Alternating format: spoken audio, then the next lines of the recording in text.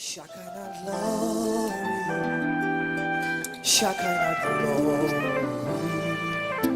Shekinah glory, rest on me. Shekinah glory, Shekinah glory, Shekinah glory.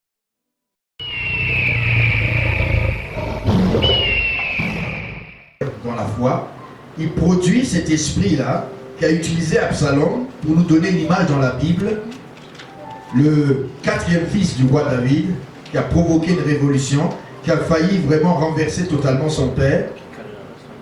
Il provoque cet esprit-là, la rébellion, la désobéissance. Et la désobéissance, nous dit Samuel, est comme la sorcellerie. L'obéissance vaut mieux que les sacrifices, mais la désobéissance, c'est comme la sorcellerie. Alors imaginez, tu es désobéissant, tu es un sorcier. Dit Samuel. L'esprit aussi, on a vu, de Mammon. Quelqu'un dit Mammon. Alors c'est drôle parce que certains ont fait un jeu de mots. Mammon, on dirait, on aime beaucoup le côté gauche. Hein? Mais il y a le côté droit, il y a le côté extrême droit. Vous pouvez vous mettre aussi par là, ça va remplir un peu par là. Même si vous aimez bien le côté le plus rapide, alors vous pouvez vous mettre ici. Alors sinon je vais vous déplacer. Voilà, vous pouvez vous avancer ici. Alors les derniers rangs là, s'il vous plaît, sœur Christine, je sonne la belle. Christine, ma fille, venez ici, n'ayez pas peur du milieu. Alors, qu'est-ce que j'ai dit? Maman, dites avec moi maman. Maman, c'est en hébreu mamona. Dites avec moi mamona. Et ça a donné maman. Des gens ont fait des jeux de mots parce que cet esprit-là est lié au bien matériel. Il bloque les finances, il produit l'avarice, la cupidité, l'avidité. Mais est-ce que vous savez que Dieu a dit dans le Proverbe 3, honore l'Éternel avec tout ton mammon. C'est ça dans l'hébreu. Moi je lis l'hébreu, c'est ça, parce que je le lis. Puis un jour j'ai lu ça en hébreu, j'ai dit, mais comment je peux honorer Dieu avec mammon? Parce que mammon, en fin de compte, c'est comme un couteau. Tu coupes la viande, tu peux tuer. C'est pas vrai? Mammon, c'est un neutre. L'argent, c'est bon. Les richesses sont bonnes. Quand tu es riche, c'est bien. Mais quand tu possèdes ces richesses, attends que les richesses ne te possèdent pas. Et possède ton cœur. Car c'est l'amour de maman qui est la racine de tous les malheurs des hommes. Les gens, ils poursuivent. Et ils oublient Dieu. Dieu dit, on ne peut servir Dieu et les richesses. Et derrière les richesses, maintenant, il y a un démon qui est souvent belle cravate, suite caisse. Et là, il te dit, tu m'as appelé, je suis là. Maman, on en a beaucoup parlé. Absalom, esprit de la révolte, rébellion. Maman, un esprit lié au matériel. Le matériel n'est pas mauvais. Mais quand tu en as fait un amour, un but ultime de ta vie, il va te bloquer. Maman peut déjouer les choses. Durant soit tu en as beaucoup, tu es cupide, avare, comme oncle Picsou. On en a parlé. L'avidité, c'est le désir d'avoir toujours. Mais si tu en as, on a dit dans ce message l'autre fois, pour servir le royaume, pour bénir ta famille, les études de tes enfants, aider les gens dans le besoin, eh bien, tu utilises maman de la bonne manière. Mais quand il te posait le point que tu ne peux même pas jeter un sou par terre, comme oncle Picsou, ça devient dangereux. Ça devient dangereux. C'est pourquoi Jésus lui dit dans la Nouvelle Alliance, ayez un cœur de libéralité. Et aujourd'hui, dites-moi aujourd'hui, nous abordons l'esprit de Jézabel. Mais on finira par l'esprit de Python. Alors lui là, c'est un des plus forts. Je vais vous décrire qu'est-ce qu'un Python.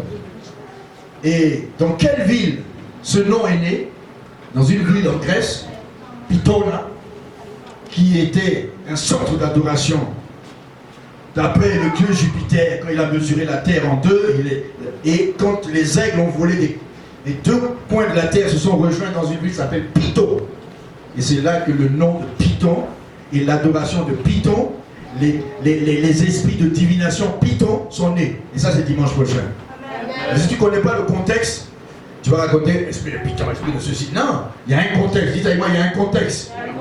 Et si tu n'as pas le contexte, c'est un prétexte. Il faut bien le contexter. Et je vais vous parler aujourd'hui de Jézabel dans son contexte. Et je vous tirerai l'histoire avec l'application spirituelle. Et vous allez voir que l'esprit là, comme l'esprit par exemple de Absalom était lié à un fils de David, Absalom, mais l'esprit qui était derrière Absalom était un esprit, mais Absalom a ouvert son cœur à cet esprit, comme Judas a ouvert son cœur. Mais aussi, il y a un esprit qui est rentré, parce que cette femme-là n'était pas une juive, n'était pas une adoratrice de Yahvé. On va voir, elle était manipulée par un esprit, et à cause de cet esprit en elle, on a donné son nom avec l'esprit. Et beaucoup de ce genre de personnes, eh bien, au premier abord, c'était une femme, comme Absalom était un homme. Mais l'esprit d'Absalom peut être dans les hommes et les femmes. L'esprit de Jézabel peut être dans des femmes et des hommes. Mais beaucoup plus, nous allons le voir, dans les femmes. Mais il peut entrer aussi dans les hommes. Nous allons comprendre en allant dans le livre de Rois, dans l'histoire du grand prophète Élie. Le prophète qui a un jour confronté cette femme. Parce que s'il y a une Jézabel, il doit avoir un Élie quelque part. Amen. Amen. Ceux qui n'ont pas l'esprit d'Élie ne peuvent pas comprendre Jézabel. L'esprit de Jézabel. Je vous ai dit, il y a 4 esprits qui troublent le peuple de Dieu. Mais ces 4 esprits font partie, n'oubliez pas, l'enseignement, de 5 catégories d'esprits. Et vendredi passé, j'ai expliqué, c'était très bon, n'est-ce pas? Comment les anges ont 3 catégories. Il y a ceux qui sont auprès du trône pour adorer. C'était qui? Qui peut me rappeler ça? Frère, sœur, qui était là? Ah. Il y avait... Non, le premier ordre des anges, le plus élevé dans la création de Dieu, ce sont les trônes. Les séraphins. Eux, ils sont au-dessus du trône de Dieu. Ensuite, en dessous du trône, c'est qui? Les chérubins. Et après, vous avez les 24 vieillards autour. Ensuite, vous avez... Oui, les séraphins, les chérubins. Et puis après, vous avez les humains là, qui sont en forme humaine, qui sont les 24 vieillards. Et vous avez normalement les adorateurs auprès du trône, on les appelle les séraphins, Ésaïe 6, Apocalypse 4, les chérubins, Ézéchiel 1, Ézéchiel 10 et d'autres passages. Les séraphins, ils ont 4 ailes. Et ils ont une tête, soit de bœuf, d'homme, ou soit de lion, ou soit de buffle. Alors, les 4 ailes là, chez les séraphins, ou il a une tête d'homme, ou une tête d'aigle, une tête de buffle, ou une tête de lion. Amen. Les êtres célestes, c'est pas moi qui ai inventé, c'est dans la Bible, et les hommes de Dieu l'ont vu. Jean l'a vu dans l'Apocalypse, quand il était projeté au ciel. David a vu les chérubins.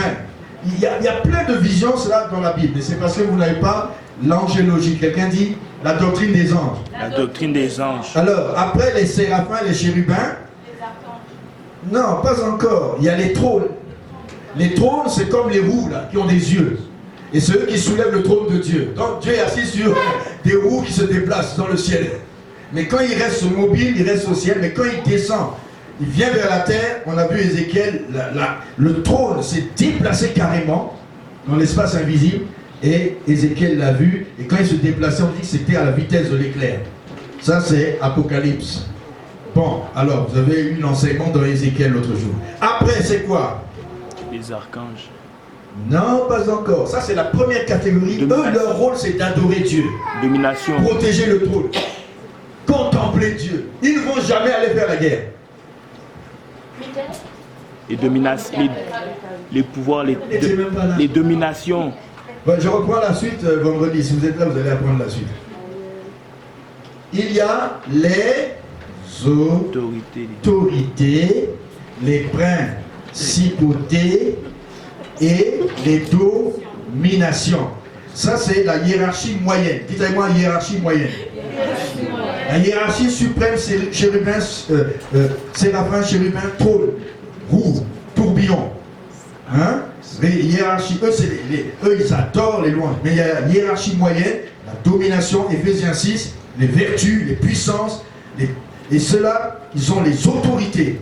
Leur rôle, c'est de garder le cosmos. Derrière les astres et tout ça, eux, ils gèrent ça. C'est pour ça que quand vous voyez des cataclysmes, il y a la correspondance d'un ange de Dieu qui est déchu, mais il est, au lieu d'être domination pour servir Dieu, il est domination pour détruire. C'est comme ça qu'il y a beaucoup de cataclysmes dans le cosmos. C'est à cause de eux. Eux, ils protègent. Ils veillent sur la création. Ils veillent sur le mouvement des astres et des étoiles. Ce sont les dominations, les vertus, les puissances. Mais c'est eux aussi qui sont tombés, qui produisent l'astrologie, la nécromancie, tous ces signes kabbalistiques, c'est eux, quand ils sont déchus du côté de Satan. Maintenant, la dernière catégorie, et je m'arrêterai là, c'est quoi? Hiérarchie inférieure. C'est la hiérarchie la plus basse. On les appelle les archanges et les anges. Ah, vous aurez pensé que les archanges sont les premiers. Hein? Eux, c'est la hiérarchie la plus basse. C'est là que vous allez trouver archange Michel. Mais ce n'est pas les moindres, ce sont les anges très puissants. Les archanges, ce sont les anges très puissants. Et les anges, ce sont eux les messagers. Et Dieu, j'ai dit l'autre jour, a mis un ange à ta naissance. Dès que tu nais, il y a un ange. Il s'appelle l'ange gardien. Quand tu meurs, il repart avec toi au ciel si tu es sauvé. Sinon, il te laisse, lui il repart, il continue son adoration. Il ne reviendra plus sur la terre pour toi-même parce que tu n'existes plus. Tu es soit au séjour des morts, soit avec Dieu. Donc l'ange gardien, sa mission, c'est le plus bas des niveaux, c'est de veiller sur les enfants. Quand ils naissent, il y a un ange gardien. Mais il y a aussi un ange démon. Quand tu nais, lui, il vient aussi.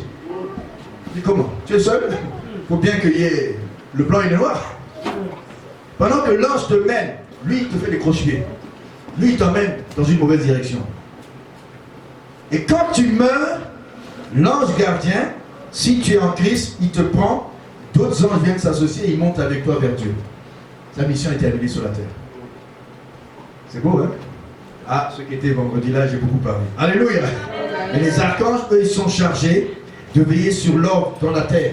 C'est parmi eux que tu as l'archange Michel, il protège Israël. L'archange Gabriel, il est messager des bonnes nouvelles. L'archange Raphaël. Et ça, on a dit dans l'angélogie, il y a 3 anges qu'on connaît, mais les autres sont les juifs qui connaissent les 7 catégories d'anges, archanges. Eux, il y a Uriel, l'ange de lumière, Ashmahil.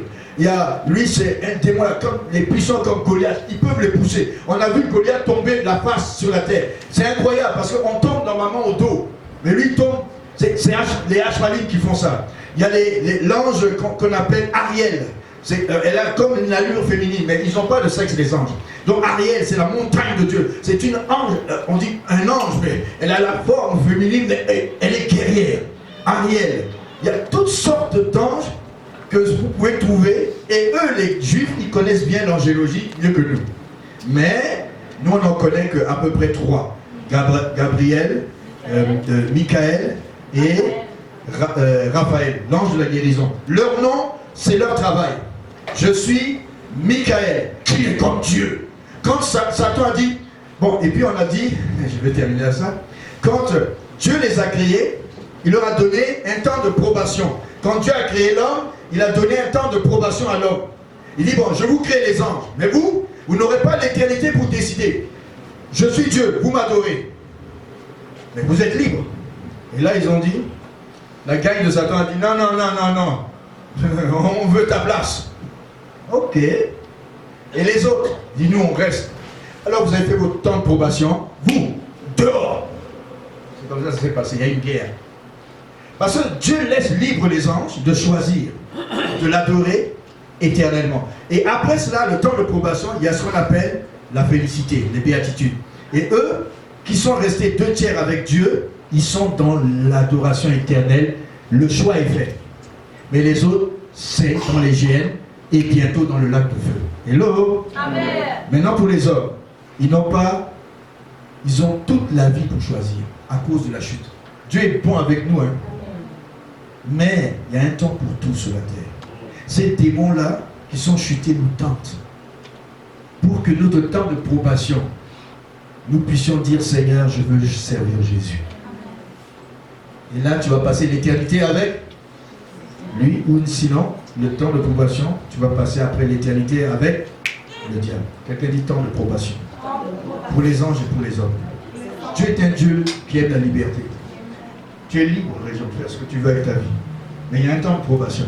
Il y a un temps pour tout sous le soleil. Un temps pour naître, un temps pour vivre, un temps pour mourir. Mais les 7 catégories d'anges là, qui sont les plus bas dans le royaume de Satan, on les appelle, vous vous souvenez? Premièrement, esprit.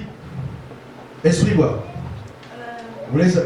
Bon, l'année prochaine, je vais enseigner carrément quelles sont les catégories. Le démon, mammon, d'avidité, cupidité, avarice, tout ce qui touche le bien matériel, il est derrière. Les crises du monde économique, tout, il est là.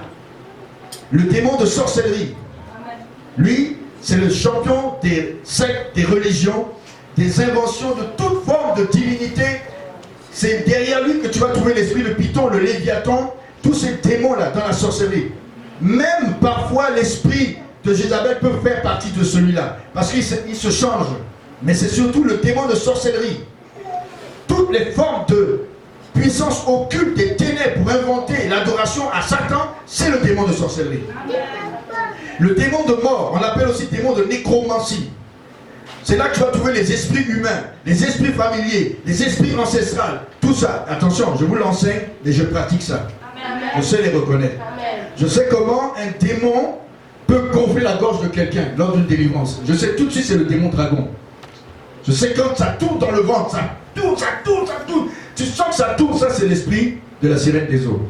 Parce qu'à force de faire le ministère depuis une trentaine d'années, je sais les reconnaître, je sais les discerner. Quand le démon fait, je sais que c'est le démon dragon. Je dis, ça, c'est tout. Amen. Et puis quand le démon il passe là, aïe j'ai mal là, aïe j'ai mal là, j'ai mal là, ah mon cœur, oh, ça c'est l'esprit démon mystère, l'esprit de maladie. Lui, il te promène. C'est pour ça que quand tu vas chez le féticheur, il te dit, j'enlève ça, il le met là. Que tu me le viennes.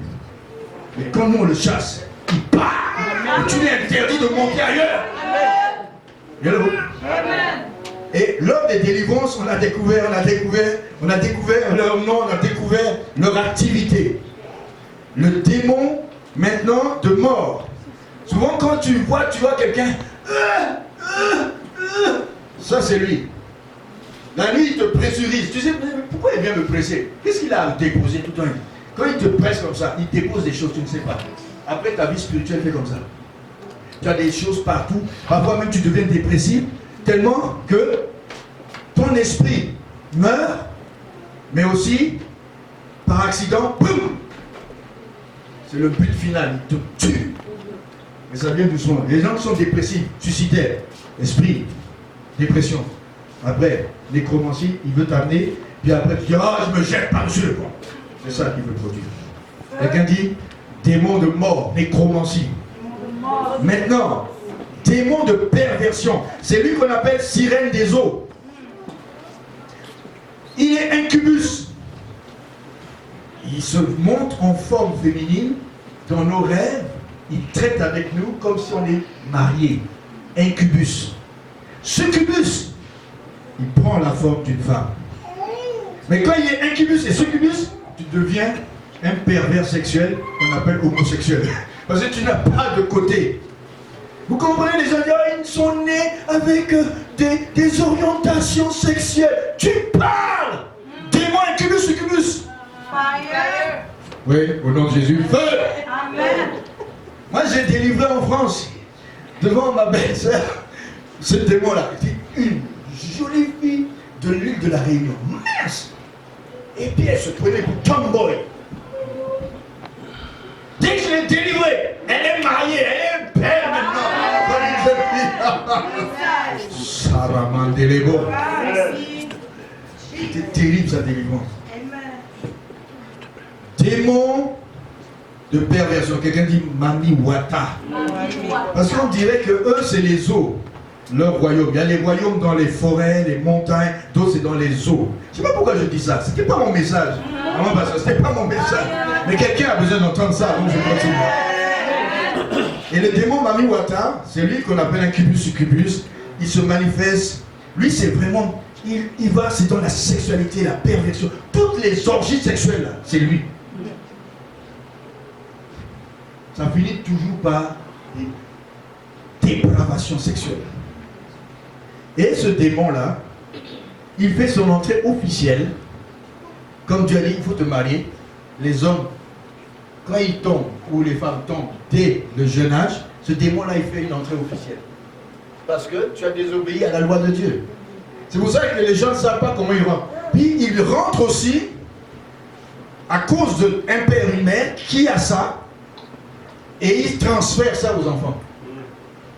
Alors l'enfant, il est là, il a 4 ans, et puis il a des rêves. J'ai vu les enfants me dire, au Bénin, il me dit, hey, quelqu'un vient nous prendre la nuit. Et l'autre avait 4 ans, l'autre avait 3. C'est quel âge, maman? 5 ans et 3 ans. 2 jeunes filles, très jolies, mignonnes. Le papa dit, je suis dépassé. Il dit, racontez-moi. Il y a notre tante qui vient nous prendre la nuit, on voyage, on part d'ici, on va dans tel pays. Il dit, j'ai dit à cet âge. Puis d'autres, il dit, moi, je suis un garçon, et il y a une fille qui vient toujours, et puis ils font les choses des grandes personnes avec moi. C'est comme ça qu'on comprend les esprits de viol après. Si je traite ce problème-là, vous allez comprendre beaucoup de choses dans la démonie. Je ne dis pas ça pour glorifier le diable, c'est pour le démasquer. Et on va le démasquer au nom de Jésus. Quelqu'un dit son règne est terminé dans ma vie. Et puis tu as le démon guerrier. Celui-là, là. Le démon guerrier, c'est un démon de violence. On l'appelle guerrier, mais c'est plutôt la violence, la colère. C'est eux qui sont dans les bagarres. Les hooligans. Vous connaissez les hooligans? Vous savez qu'eux, ils viennent là, ils cassent tout. Quand ils voient qu'il y a une occasion, ils sont là, ils cassent tout. Les hooligans, c'est eux qui sont dans les guerres. Quand il y a une guerre, ce sont ces démons-là, les guerriers. Je vous dirai l'origine un jour. Comment ils sont nés sur la terre. Ils sont nés de Genèse 6, de l'union des femmes avec des démons. Ça a donné cette sorte de démons. Et quand ils sont morts, Dieu a dit, ce genre de choses qui est démon humain ne peut pas avoir de place dans le sous-monde. Il erre sur la terre. Sauf parfois, on voit des gens géants là qui sont sur la terre, en vision. C'est les démons guerriers. Quand ils sont quelque part, ils sont mortels. S'ils rentrent dans une nation, tu prends machette, comme on voit dans certains pays, ils coupent tout le monde. C'est-à-dire que ce sont les démons de violence. On les voit aussi dans les arts martiaux. J'ai vu les arts martiaux. Mais quand tu vois les gens se concentrer, comme Bruce Lee, et au moment de sa mort, il voit son démon guerrier qui vient pour le tuer, à plusieurs reprises. Vous connaissez l'histoire de Bruce Lee. Et ce démon, quand tu es dans ces histoires de guerre, quand tu fais par exemple les arts martiaux, tu traces un cercle autour de toi. Et tu fais des katas, tu invites le démon. Et là, il te saisit, démon guerrier. Nous, en Afrique, on se vaccinait pour la boxe. Mais il y a un des cousins, il était vacciné. Il est venu pour me boxer. Il est tout petit, il dit, heureusement, j'ai dit, au nom de Jésus, je l'ai repoussé, il est tombé. Mais sinon, il m'aurait pris. J'ai dit, waouh, j'ai vu un petit avec une force, comme s'il y avait 10 hommes. Démon guerrier. Et lui, là, il est dans les arts martiaux, les combats, les guerres, démon guerrier. L'avant-dernier, démon mystère, esprit de maladie, toute forme de maladie. Et le dernier, démon de distraction. Lui, il est champion dans les églises. Quand tu as fini le boulot là, tu es venu là, la fin de semaine, tu regardes, fais un peu comme ça. Il fait comme ça. Non, fais pas trop quand même. Toi, attends, fais un peu seulement. Après, il fait. Après, on dit, ma fille, tu as suivi le message? C'est comme le frère qui était en France. Il a dirigé là, l'animation, il est là. Il a transpiré tellement qu'il a pris sa chemise, il a fait ça. Après, il allait s'asseoir. Dès qu'il s'est assis, le message a commencé. Après, le prédicateur dit, quelqu'un dit démon chômeur, démon de distraction. Il te fait chômer. Hein? Il dit, maintenant j'ai fini. Hé, toi qui diriges, viens. Et il vient. Il vient. Il vient pour diriger. Il dit, maintenant, bien-aimé, levons les pieds. Est-ce que vous comprenez? Il dit, levons les pieds. Levons les pieds. Le démon l'a eu. Il était dans un autre monde de vapeur. Démon de distraction. Est-ce qu'on est ensemble?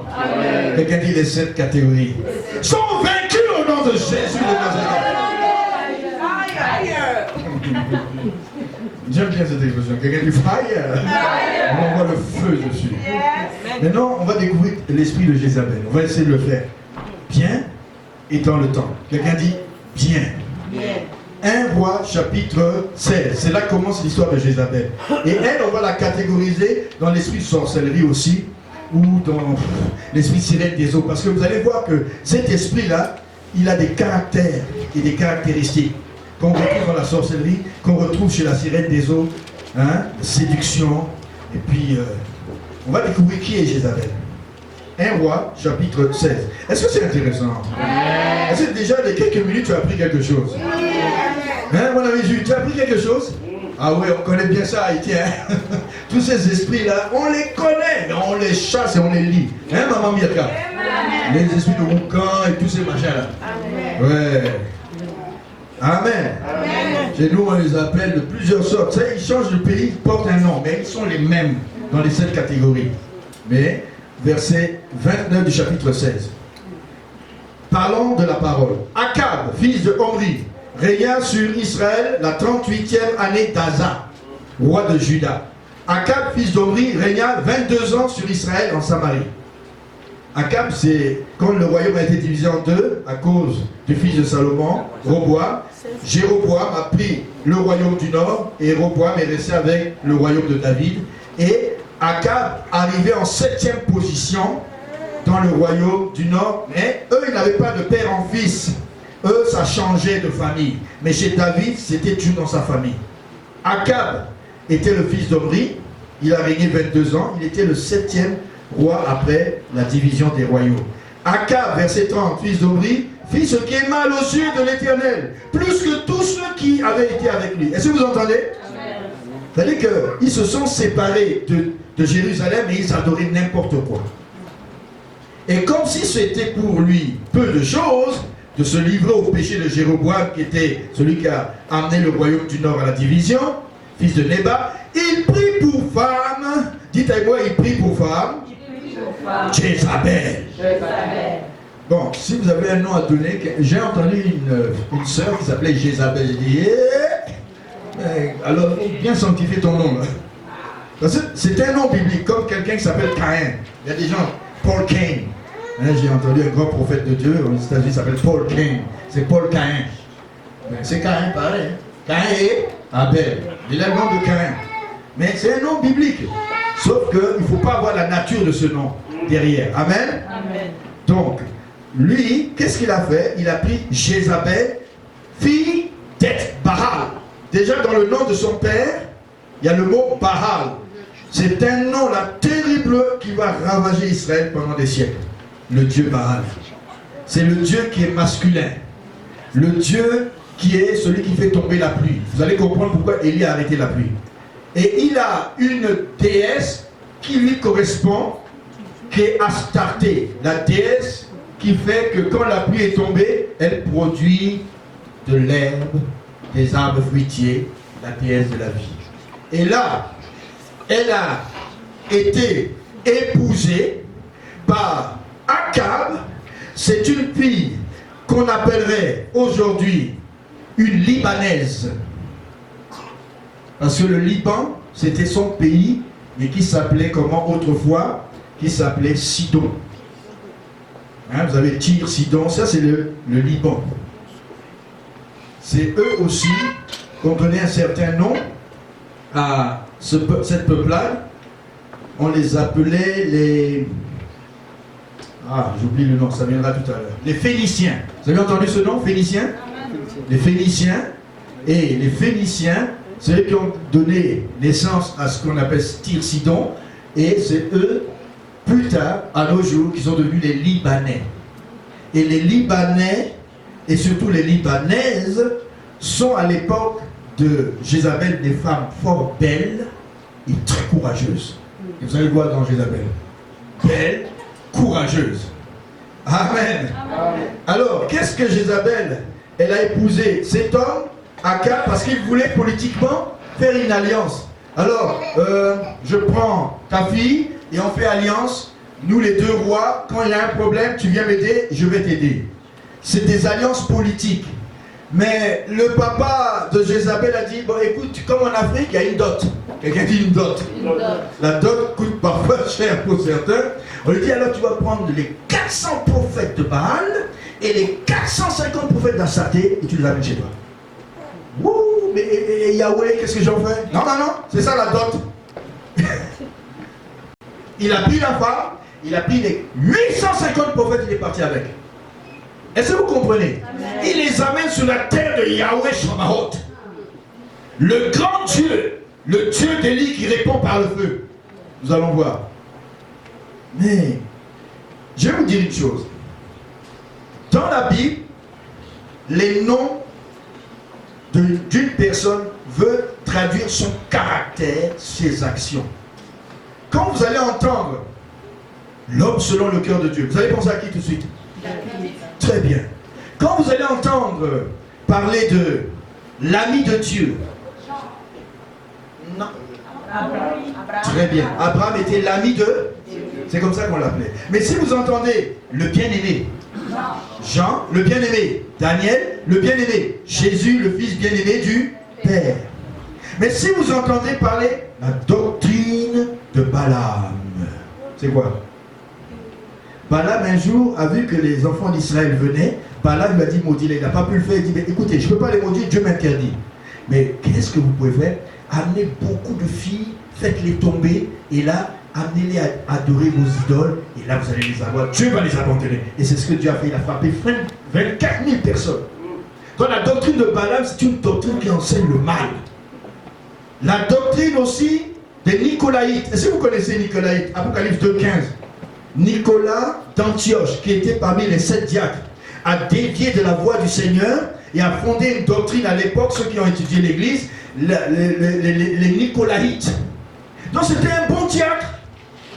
Quelqu'un dit un diacre. Mais Nicolas d'Antioche, il a fondé une doctrine des Nicolaïtes. Et on nous dit que selon Apocalypse, c'est une doctrine dominatrice du peuple. Forcer le peuple à faire certaines choses. Parce que Nikaos veut dire vainqueur du peuple. Son nom était aussi une prophétie. Oh. Et enfin, Jézabel, Apocalypse 2.20. Allons dans Apocalypse 2.20. On le trouve là. On le trouve dans les livres des rois, on le trouve dans la Bible, à la fin du dernier livre de la Bible. Au chapitre 2, au verset 18, dans la 4e église, l'église de Thyatire. Voici ce que dit le Fils de Dieu, celui qui a les yeux comme une flamme de feu, dont les pieds sont semblables à de l'airain. Je connais tes œuvres. 1. Je connais ton amour. 2. Je connais ta foi. 3. Et ton fidèle service. 4. Je connais ta constance. Quelqu'un dit constance. Wow, c'est une église qui est constante. Et je connais tes dernières œuvres que tu pratiques dans l'église, qui sont plus nombreuses que les premières. En tant qu'église, c'est une bonne église, non? Dieu connaît ses œuvres, sa foi, sa constance. C'est quelqu'un de constant. Mais, quelqu'un dit mais. Au verset 20. J'ai quelque chose contre toi. C'est que tu laisses la femme, Jézabel. Hey, qu'est-ce qu'elle fait là? Elle est ressuscitée? Non. C'est l'esprit. Dieu voyait un esprit dans une femme dit Jézabel. Donc Jézabel peut être ici aussi. Amen. J'ai contre toi, c'est que tu laisses cette femme. Et la caractéristique de Jézabel, c'est de rentrer dans les femmes. Nous allons voir. Mais il peut rentrer n'importe où aussi. La femme Jézabel qui se dit prophétesse, enseigner et séduire. Voilà le problème de Jézabel. Mes serviteurs, pour qu'ils fassent quoi? Pas pour qu'ils adorent Dieu, pas pour qu'ils se rapprochent de Dieu, mais pour qu'ils se livrent à l'impudicité, à l'adultère, à l'idolâtrie. Quand l'esprit de Jézabel est là, c'est un esprit de séduction.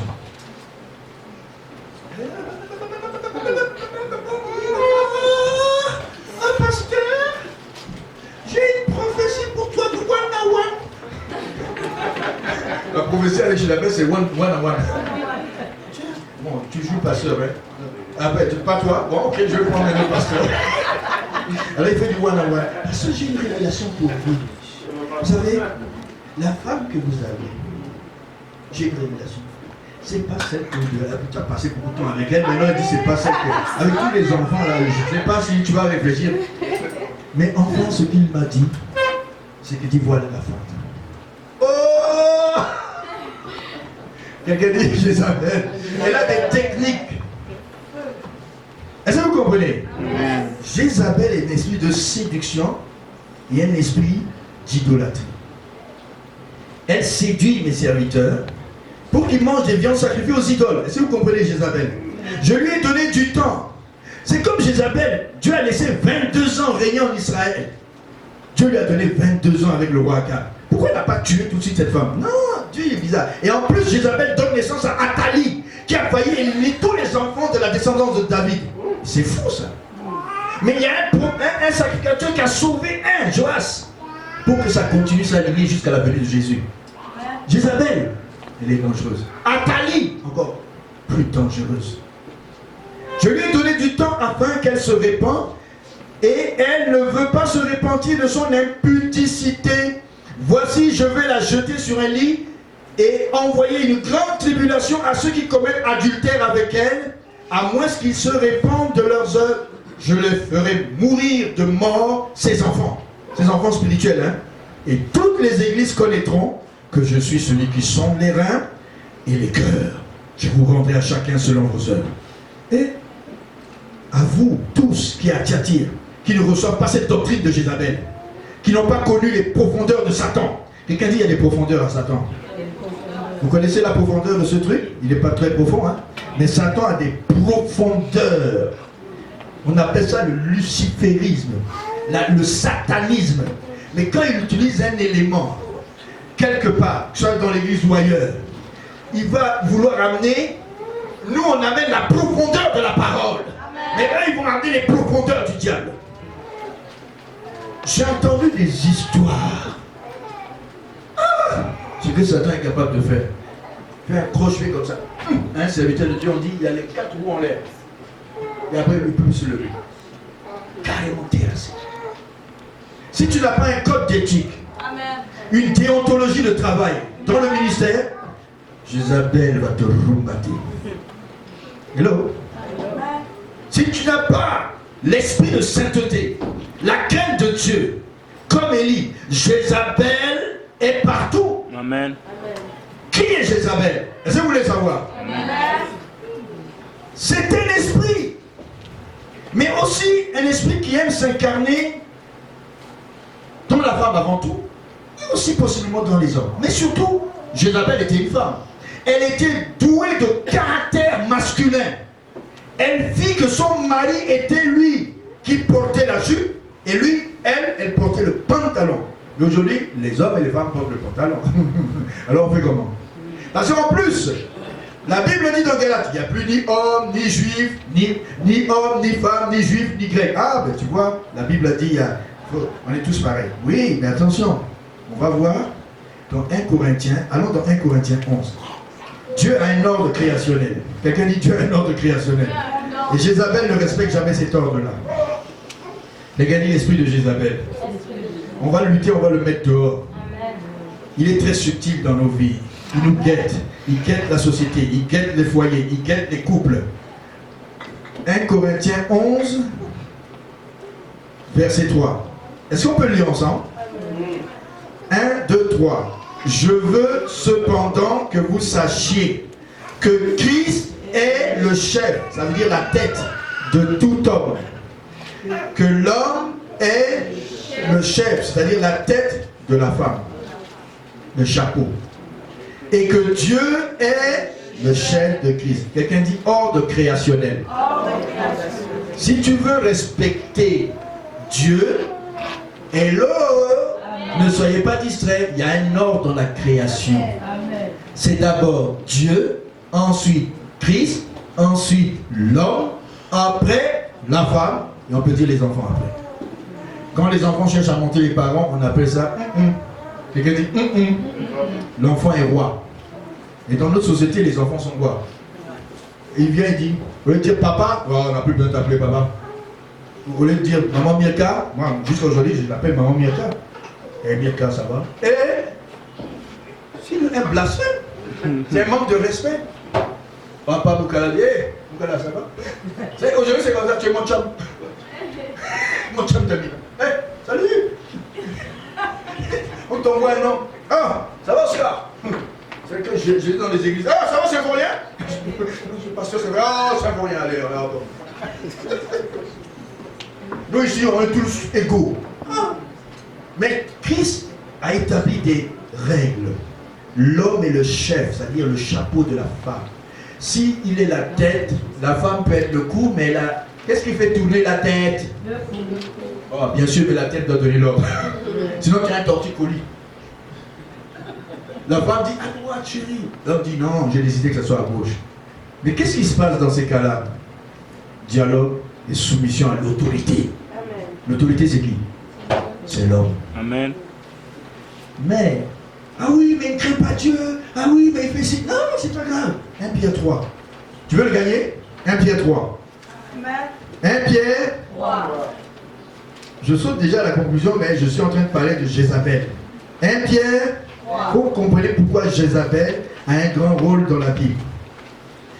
1 Pierre 3, verset 1. Femmes, soyez soumises à vos maris, afin que si quelques-uns n'obéissent point à la parole, vous les boxez à la maison. Attends, c'est pas dans ma Bible ça? C'est pas dans la vôtre? Vous leur donnez un crochet direct et il va croire en Jésus. Il soit gagné sans parole. Quelqu'un dit sans parole. Attention, ce n'est pas C-E-N-T. C'est S-A-N-S. Parce qu'il y en a des gens qui disent, chérie. Mais chérie. Elles sont fortes, hein. Mais chérie. Parce que la force de la femme, c'est là. L'homme dit, mais hé, ça tourpille. Il utilise son muscle. Et là, la femme dit, ah, il n'y en a plus. Alléluia. Quelqu'un dit sans parole. S-A-N-S. Pas centaines de paroles. Et là, ils ont compris, il faut qu'il soit gagné avec une centaine de paroles. Hein, tu es un païen, tu ne vaux rien, tu ne connais pas Dieu. Le monsieur dit, il fait comme le buffle. Je me répète. Et après il dit, oh, mon mari me bat, mais à cause de quoi? Oui, il n'est pas chrétien, c'est Satan en lui. Au nom de Jésus, ça c'est fait.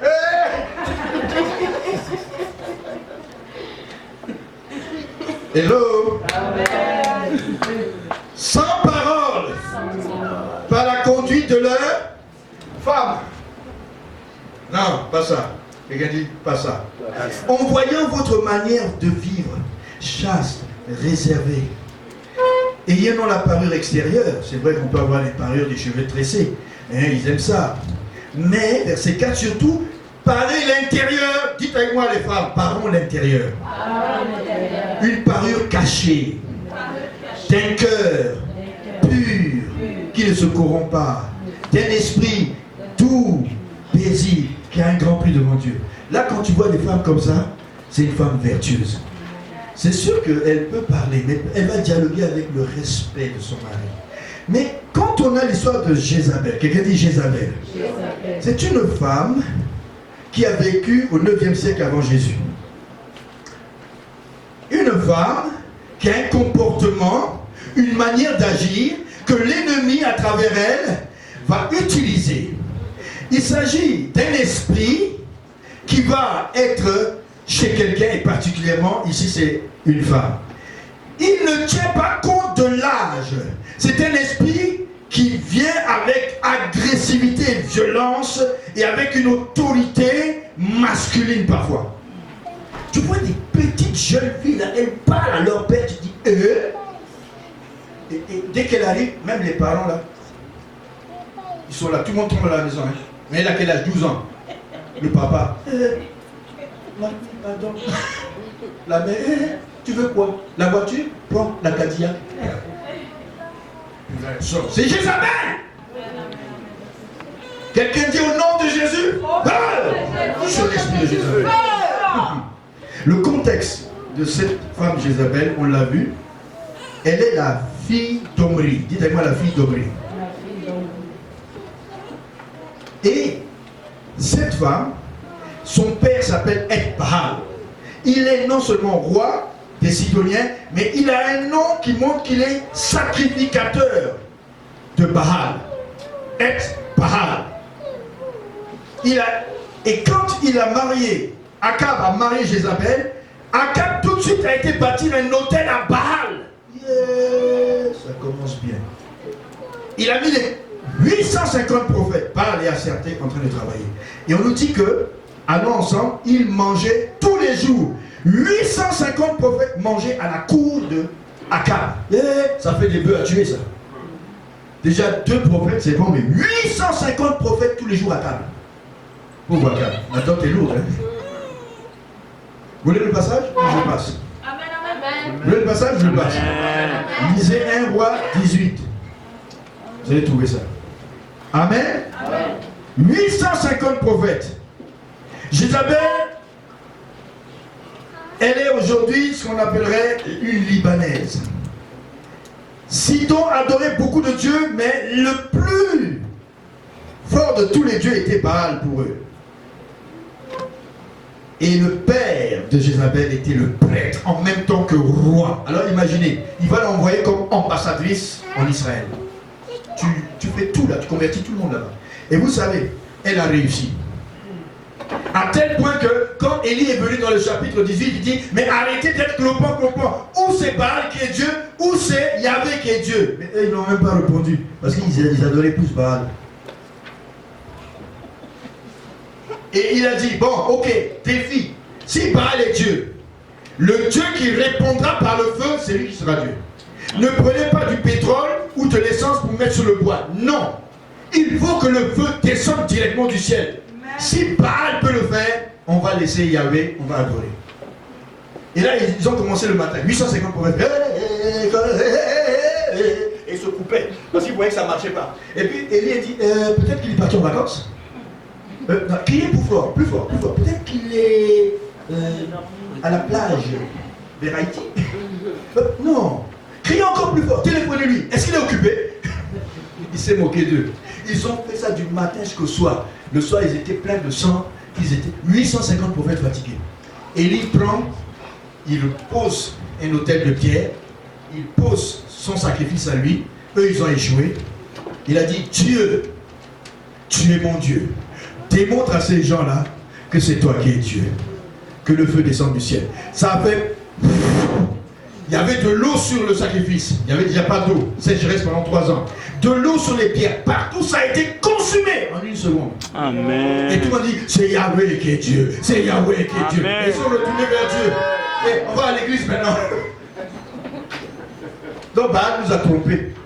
Pendant 3 ans, on a manqué de pluie à cause de lui. Il disait qu'il produisait la pluie. Est-ce que vous comprenez? Amen. Mais pendant qu'elle était sur le trône, elle est devenue une arme puissante entre les mains de Satan. Elle a emmené tous les gens à adorer, si vous voyez, à adorer Baal. Vous connaissez cette histoire. Vous connaissez bien. Qui ne connaît pas 1 Roi 17? Et comment ça a commencé? Puisque vous dites que Baal est Dieu. 1 Roi 17, chapitre 17, verset 1. Il y a un prophète qui vient du coin perdu là, qu'on appelle Tishbé. Jusqu'à aujourd'hui, on ne sait même pas où est la ville de Tishbé sur la carte d'Israël. C'est comme quelqu'un qui quitte un petit coin, Ouatikou, et il monte à Ottawa.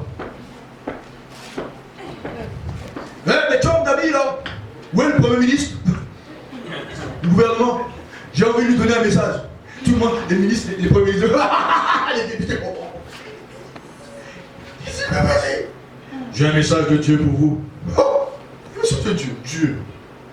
Nous sommes ceci, cela. Tu dis quoi? Moi, Élie, il n'y aura pas de pluie, sinon, à ma parole, il y aura de la pluie. Mais avant que je prononce un mot, plus de pluie. Il sort, il s'en va. 3 ans et demi, pas de pluie. On cherche Élie partout. Chaque fois qu'on veut l'attraper, Dieu le prend, le soulève et le dépose sur une montagne. Voilà Élie. À la fin de sa vie, Dieu le prend dans un char, il monte son voie à la mort. Voilà Élie, le prophète de feu. Amen.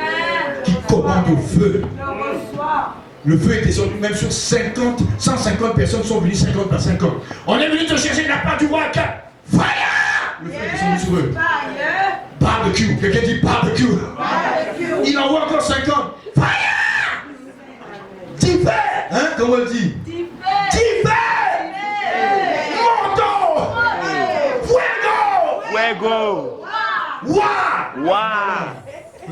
Là, 50 sont grillés encore, barbecue. Et puis le dernier, le dernier contingent, il vient. Élie, pardon. Il y en a 100 qui sont déjà grillés comme du beurre. Fais pitié de nous. Ah, là, d'accord. Salut, moi, chef. Qu'est-ce que le roi disait? Il disait que tu as grillé 100 personnes en barbecue.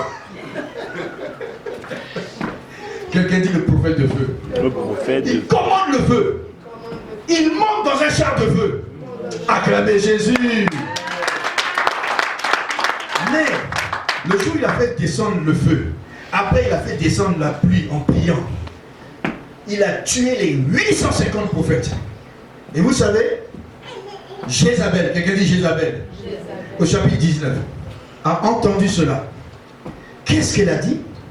Au verset 1, Akab rapporta à Jézabel tout ce qu'Élie avait fait. Comment il avait tué par l'épée tous les prophètes. Jézabel envoya un messager à Élie. Pourtant il voulait la pluie est descendue, il devait remercier Élie. Akab et Jézabel n'ont pas pu, avec les 850 prophètes pendant 3 ans et demi, aucune pluie, sécheresse totale. Voilà ce que la sorcière Jézabel dit. Que les dieux me traitent dans toute leur rigueur, si demain à cette heure, je ne fais de ta vie ce que j'ai fait à tous les autres prophètes. Qu'est-ce qu'elle a fait à tous les autres prophètes? On nous dit, au chapitre 18, verset 4, et lorsque Jézabel extermina les prophètes de l'Éternel, au verset 13, n'a-t-on pas dit à mon Seigneur, 1 roi 18, 13, ce que Jézabel a fait, elle a tué les prophètes de l'Éternel. Mais moi, le premier ministre d'Akab, il craignait Dieu, il a caché 100 prophètes de justesse. Il leur a donné de la nourriture et de l'eau. Mais Jézabel les a tous tués. Bon, je vous décris Jézabel. Jézabel, elle ne craint même pas Yahvé. Vous avez dit quoi? Yahvé a ouvert la mer rouge. Je m'en fous. Yahvé a fait quoi encore? Il a fait tomber les murs de Jéricho. Moi, c'est Baal. Je m'en fous. Vous avez les prophètes de feu. Moi, Élie, je m'en moque. Elle a tué les prophètes de Dieu et Dieu n'a rien dit. C'est moi, Jézabel. Que Dieu vienne me voir. Maintenant, un jour, comme le roi est cupide, il voit le champ d'un monsieur. Et là, le roi dit, Naboth, peux-tu me vendre ton champ? Il y a de belles vignes, j'aimerais bien avoir ton patrimoine. Est-ce que tu peux me le vendre? Naboth dit, non, roi, je te respecte. Ça, c'est la terre de mes ancêtres, je ne vends pas. Il va comme ça, comme un bébé Lala. Quelqu'un dit un bébé Lala. Il va voir Jézabel. Qu'est-ce que tu as, mon chéri? Il y a Naboth qui n'a pas voulu me vendre. Je vais te donner ce champ. Elle dit, les anciens, réunissez-vous. Que quelqu'un dise qu'il a maudit Dieu, vous l'amenez, on le tue. Et on le tue. Il dit, maintenant on va prendre le champ. Moi, Jézabel. Jézabel est terrible, hein? Elle n'a pas utilisé les prophètes de Baal pour tuer cet homme, mais elle utilise les gens du peuple de cet homme pour le tuer. Voilà comment Jézabel agit. feu. Toute conspiration de Jézabel est liée Dans le nom de Jésus. Tout ce qu'il fait pour tuer ta vie en secret, tous ces esprits qui cherchent à te nuire en secret, au nom de Jésus, on envoie le feu du Saint-Esprit. Jézabel, quand elle est venue en Israël, elle avait une intention claire et nette de détruire Israël. Et Jézabel, c'est un esprit. C'est un esprit. Jézabel est un esprit de séduction et de sorcellerie. Vous voulez savoir pourquoi? Allons dans 2 rois. Vous allez voir comment Jéhu qui est venu pour la tuer l'appelle. Jéhu là, c'est lui qui doit être prophète à la place d'Akab. Et Dieu a prophétisé par Élisée. C'est arrivé plus tard. Jéhu arrive maintenant, Akab est mort. Et Jéhu arrive pour tuer Jézabel. Dans 2 rois, chapitre, je pense, 9. Jézabel pensait qu'elle allait vivre toujours. Hein. au verset 30. Jéhu entra dans Jezreel. Et verset 22 d'abord.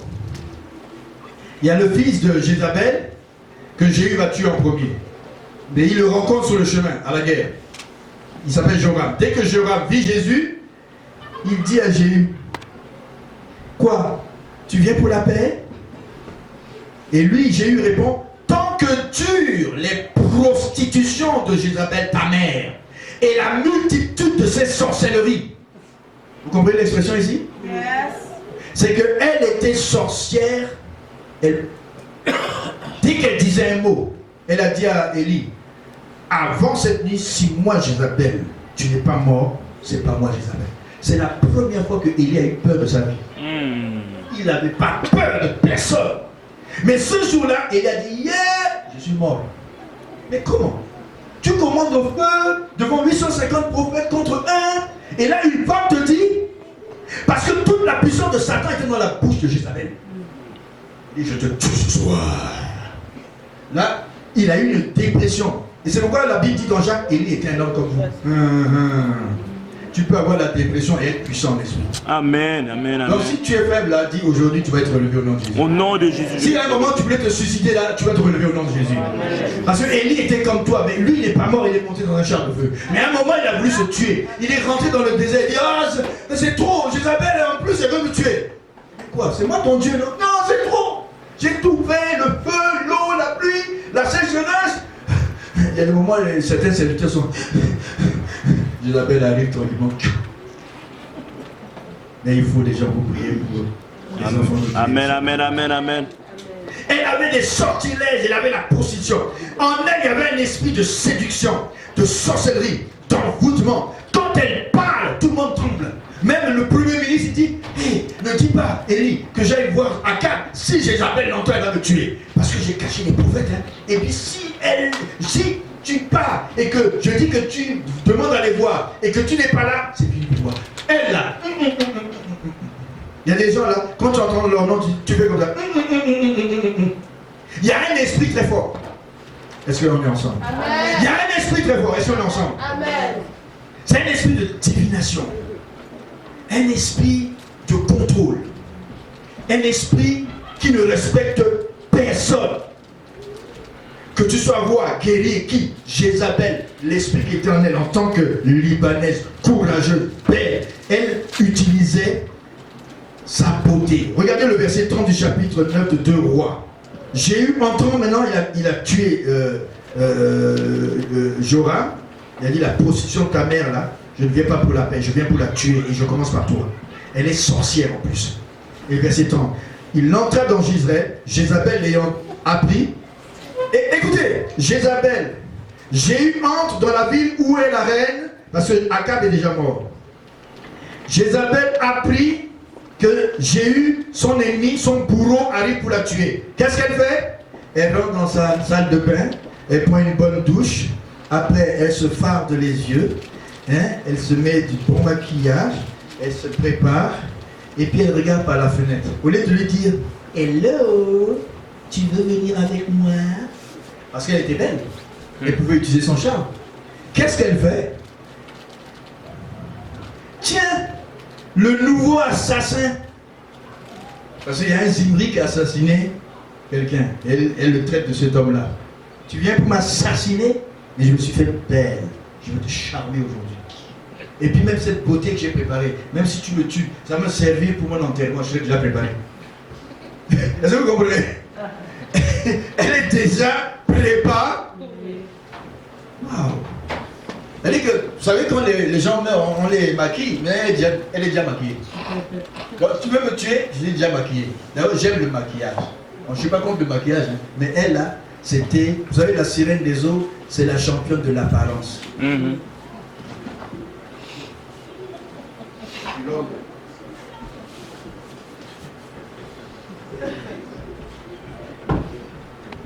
comme dans notre pays, là. Vous connaissez ces gens-là, on les appelle les sapologues. Ils font des trucs là. On dirait que, je ne sais pas si c'est une dent. On l'a vu à Paris, là, il marche, il fait sa canne, il fait ça. On dirait qu'il dribble, je ne sais pas, il dribble qui. Ah. Et puis, il bloque. J'ai dit, waouh. Après, il dit, bon, ça c'est Yves Saint-Laurent, ça c'est ceci. Alors, Jézabel, c'est l'apparence. Si c'est la femme, elle a une démarche. Sur des talons hauts, là. Mince.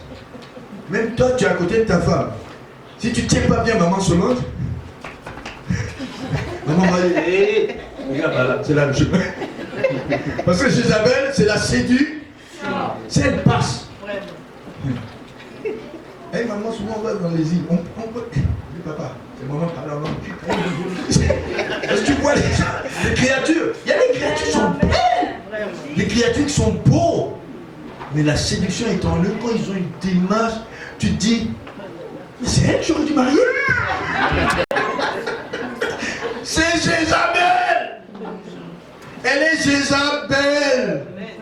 Mais pas belle. Hello? Garde tes yeux sur ta femme. Garde tes yeux sur ton homme. Soyez zélés. Jézabel se maquille et se prépare. Jéhu dit à ceux qui sont en haut, précipitez-la. Il n'a pas pitié. Hein. On l'a pris, on l'a précipité. Et Élie avait dit, ce sont les chiens qui vont te lécher. Et elle est tombée, les chevaux l'ont écrasée, piétinée. Alléluia. Et quand elle fut piétinée, Jéhu est parti pour faire quelque chose dans la cour du roi, pour vérifier. Dès qu'il est revenu, les chiens avaient mangé Jézabel. Il restait que la tête et les mains. La tête et les mains. Ils ont tout mangé, miam miam. C'est une histoire triste, hein? Mais Jézabel, dans sa puissance, qui pourrait penser qu'elle peut tomber comme ça? Napoléon est tombé, non? N'est-ce pas? Amen. Les grands rois sont tombés, non? Qui va rester sur la terre? Personne. Ne sois pas fier. Confie-toi en l'Éternel. Amen. Jézabel portait le pantalon de son mari. Jézabel était terrible. Je n'ai pas pu tout vous dire parce que je vais m'arrêter là. Mais Jézabel avait une puissante onction derrière elle qui est une onction démoniaque. Respect de personne. Et cette femme était remplie d'un esprit de destruction. Elle avait un agenda. Quand cet esprit, oh excusez-moi, je ne parle pas de notre église, de n'importe quel endroit, que ce soit dans la société, que ce soit au lieu de travail, cet esprit, vous pensez qu'il est qu'à l'église? Non, il est dans le monde avant tout. Quand il rentre, quelqu'un il est, toi tu es le PDG, mais il y a quelqu'un là qui est un commis. Lui il fait comme s'il est le PDG. Hein. Il donne des ordres. C'est lui le patron ou c'est l'autre? Tu te dis mais c'est un esprit de Jézabel, de contrôle. Quand il arrive, si tout le monde a peur, mais le patron, personne ne le respecte. Même le patron a peur de lui. Hello? Quelqu'un dit sans effet. Sans effet. Cet esprit vivait en elle et opère aujourd'hui. Mais nous devons le mettre dehors. Comme les eunuques. Vous savez ce que c'est un eunuque? C'est quelqu'un qui travaille dans la cour du roi, il est castré. Il n'a plus le fonctionnement de son sexe parce qu'il est coupé. Et là, il peut garder toutes les filles du roi, la reine du roi, mais il n'a plus de productivité. Et il y a eu deux eunuques qui ont, il a dit, jetez-la. C'est comme si Jézabel, c'est elle-même qui les a castrés. Jézabel va te castrer spirituellement. Tu n'as plus de fonction, tu n'as plus de punch, tu n'as plus de vie spirituelle. Tu es comme les eunuques. Mais aujourd'hui, les eunuques ont pris Jézabel, l'ont jeté en bas. Alors si Jézabel t'a bloqué au nom de Jésus, cet esprit de blocage, tu le jettes par terre. Dans le nom de Jésus. C'est comme ça qu'on fait avec le Jézabel. Amen. Amen. Et j'aimerais te dire que c'est la troisième sorte d'esprit qui sévit dans les églises. J'aurais pu en parler des heures et des heures. Hein? Et pour terminer, je dirais quand Jézabel arrive dans un foyer. Par exemple, quand je me suis marié à ma femme, j'ai aimé sa famille, elle a aimé ma famille. Je suis prêt à aider, elle est prête à aider. Elle encourage mes frères. Parfois quand elle s'éloigne de Dieu, j'encourage sa famille. Mais quand Jézabel arrive dans un couple, que ce soit l'homme ou la femme, il arrive. Bon, sinon c'est la femme, hein? Elle arrive. Jézabel arrive et dit, maintenant qu'on est marié, chérie, ta mère, elle n'est plus plaisir. Ton frère, je ne veux plus le voir. Et même ta façon de prier là, je ne veux plus ça. Elle te dicte tout, même ta façon de t'habiller, ça ne me plaît pas. Tu dois t'habiller comme ci ou comme ça. tu iras à l'église une fois. Pas une fois, mais une fois. Vous savez, il y a un contrôle. Dans l'esprit de Jézabel, il y a un contrôle. La femme ou l'homme, il va dire, j'ai une liste. Hein, c'est quoi? Une liste pour les épiceries? Non, non, non, non. Une liste noire. Ton père, je ne le vois plus. Ta mère, dégagez. Tes frères là, quand ils viennent, il faut qu'ils amènent de l'argent, sinon ils restent dehors. Quelqu'un dit liste noire. Liste noire. Ça c'est Jézabel. Quand elle est dans une usine, une société, la société, l'église, Jézabel est dangereuse. Nous allons nous lever. Dans le nom de Jésus.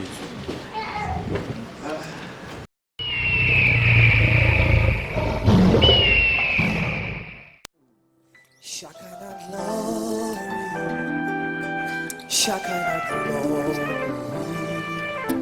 Shekinah glory, rest on me. Shekinah glory.